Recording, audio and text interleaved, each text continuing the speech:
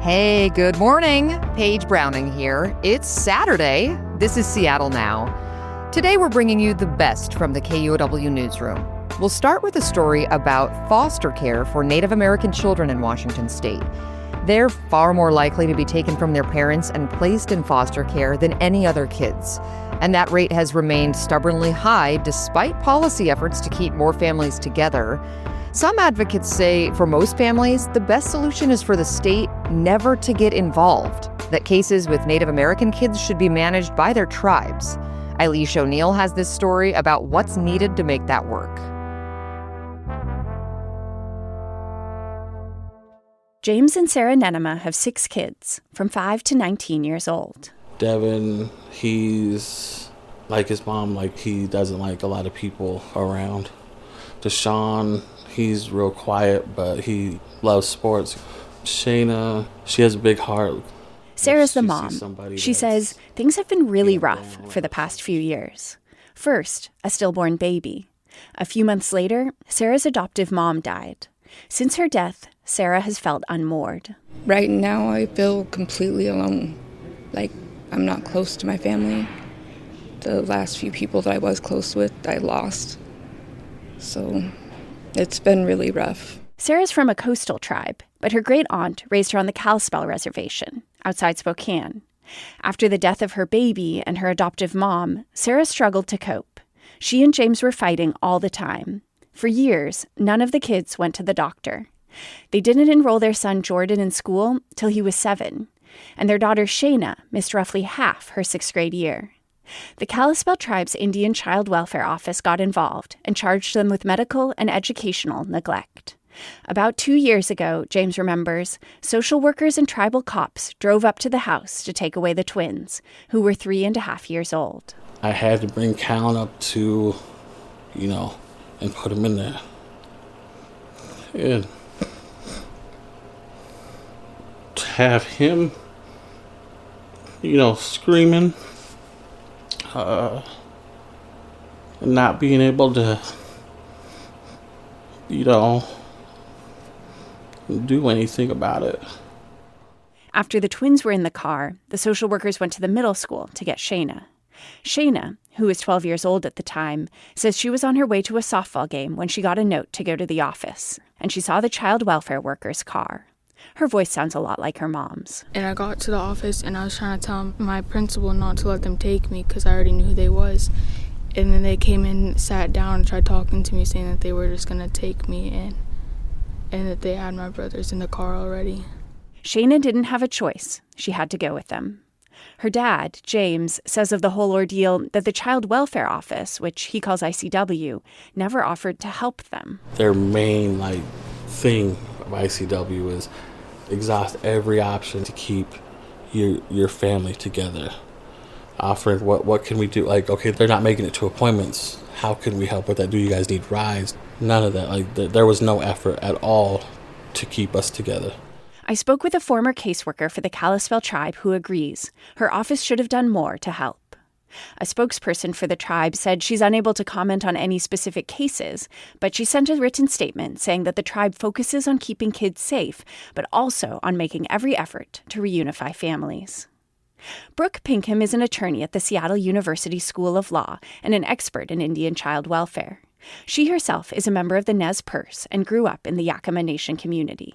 It's so important when you have, a child, a Native child or youth in the system that tribes have control, because studies have shown time and time again, having connection to your culture is good medicine. Pinkham says when it comes to Native kids, there are 2 paths their child welfare cases can take. There's the state child welfare agency, or many tribes, like the Kalispel tribe, have their own child welfare agencies that also have jurisdiction over their members.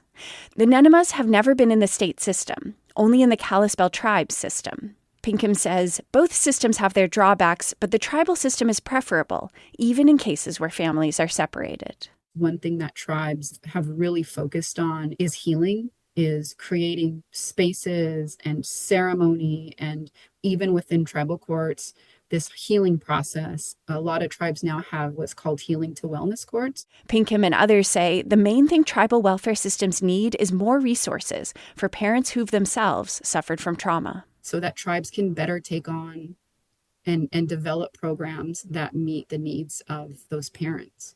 It is the responsibility of the federal and state governments to provide those resources through treaty obligations. More Native Americans than any other group were, like Sarah Nenema, separated from their own birth parents. And research indicates that family separation can become an intergenerational cycle. Parents raised outside their own birth families are more likely to lose custody of their children, in part because they can struggle to form stable, nurturing relationships in adulthood, and they need more support to become successful parents.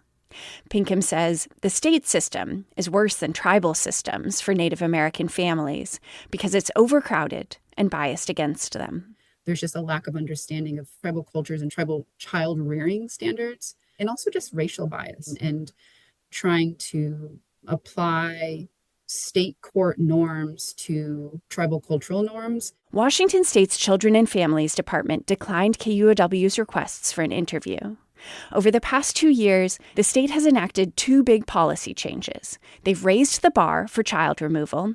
Social workers now have to demonstrate an imminent risk of harm before they can remove a child from their family. And the presence of drugs is no longer considered adequate grounds for removal. Those policy changes have dramatically reduced the number of kids being separated from their birth families, but not the number of Native American and Black kids. And the state says its data do not include all the kids overseen by tribal child welfare offices. So the overall picture in the state is that Native American kids are by far the most likely to be taken from their families by a child welfare agency. Of all the Nenema kids, Shayna is struggling the most with the family separation. She gets panic attacks where she struggles to breathe. She's been to the ER for them. And she's withdrawn from friends and after-school activities. I don't play any sports anymore. I'm just lost it all. I used to want to play sports in Cusick. It just felt safer out there. Cusick's where the family lived on the reservation. Now the kids live outside Spokane. Kalispell's tribal court assigned the Nenema children to different extended family. The twins with an aunt, Shayna with her grandfather. Research shows kids do better when placed with relatives rather than strangers for foster care. Still, all of them long to be back together as a nuclear family. They now get unsupervised visits once a week. Sarah says she tries to plan hands-on activities. A lot of the time it's coloring or painting things. This April, they gathered for an Easter egg hunt. Sarah showed me the video. It's always really good when we're there. When we're all together, it feels normal. James and Sarah are working on the requirements for reunifying with their kids. Parenting assessments, drug and alcohol treatment, counseling. It's been 2 years of slow progress, sometimes a step forward and sometimes another setback. Eilish O'Neill, KUOW News.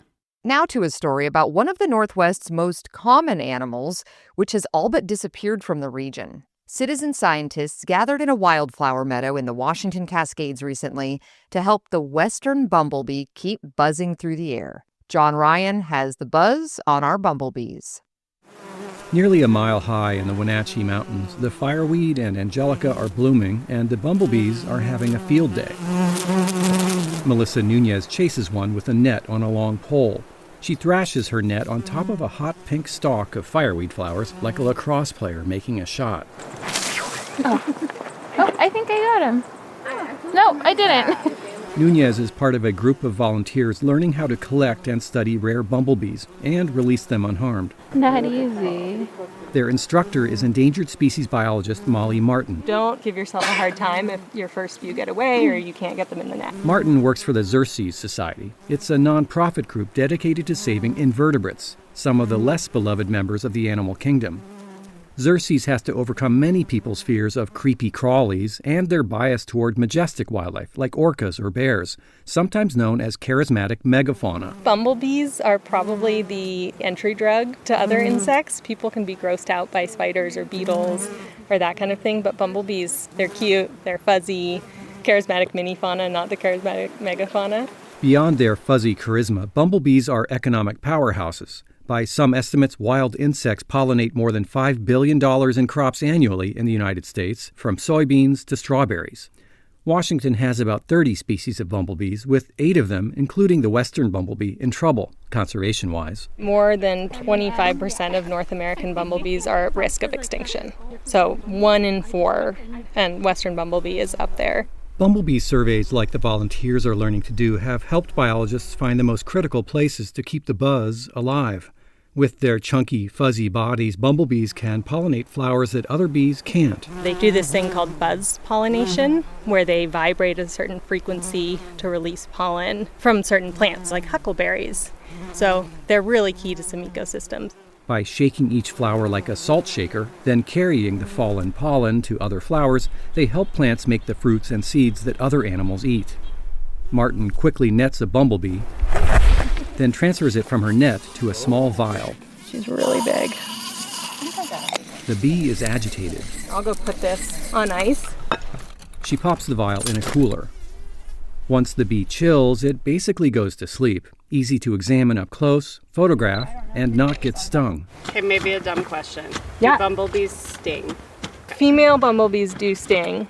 You'll see when they're chilled, they can't sting, so you can actually hold them while they slowly warm up and fly away, and they won't sting you. To help the bees, Melissa Nunez and her partner are replacing their lawn in Wenatchee with native plants. We want to support the pollinators, and grass is kind of boring and it's an underutilized space.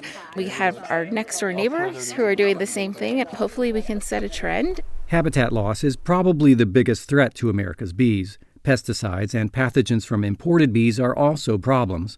Volunteer Seth Christian is adding bee-friendly native plants to his farm in Manson. When I first got started, I was really excited about honeybees, but I realized that those aren't native to North America, and all of our native pollinators are the ones that really need our support. He says he'd like to stop using pesticides someday. My goal is to not spray. Federal action to regulate pesticides or help endangered species appears unlikely.